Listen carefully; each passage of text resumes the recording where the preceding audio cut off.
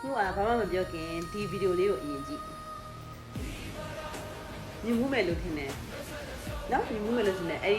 အဲ့ဒီဗီဒီယိုရဲ့ location လေးကိုမြင်မှုမယ်လို့ထင်တယ်ဘယ်ကားထဲမှာလဲဘာဝလီကားထဲမှာဟုတ်တယ်အဲ့ဒီဘာဝလီမင်းသားပေါ့နော်ဒီမင်းသမီးကိုတွေ့ဖို့အတွက်တောင်ပေါ်ခုံပြန်ကြော်လွှားပြီးတော့လေရေတကွန်တောင်ပေါ်ခုံပြန်ကြော်လွှားပြီးတက်သွားတဲ့အခန်းလေအဲ့ဒီကရေတကွန်နဲ့တူရယ်နော်အဲ့ဒါကစင်ကာပူမှာရှိရလို့ပြောတယ်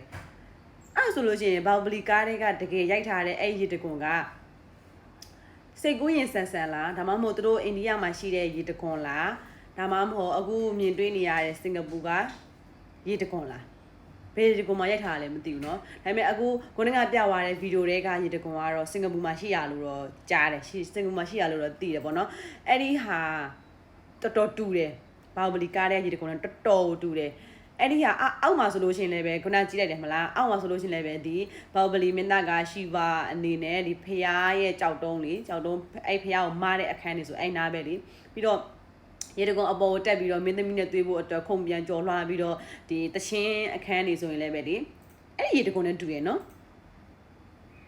အဲ့ရေတကွန်နဲ့တူရယ်အဲ့တော့ဘယ်လိုထင်လဲစင်ကာပူကရေတကွန်လို့ထင်လားဒါမှမဟုတ်အိန္ဒိယနိုင်ငံမှာရှိတဲ့ရေတကွန်လို့ထင်လားဒါမှမဟုတ်ဟင်ကွန်ပျူတာနဲ့တက်တက်ထည့်ထားတဲ့ background တစ်ခုလို့ထင်လားဘယ်လိုထင်လဲတစ်ချက် comment မှတ်ခဲ့ပြီနော်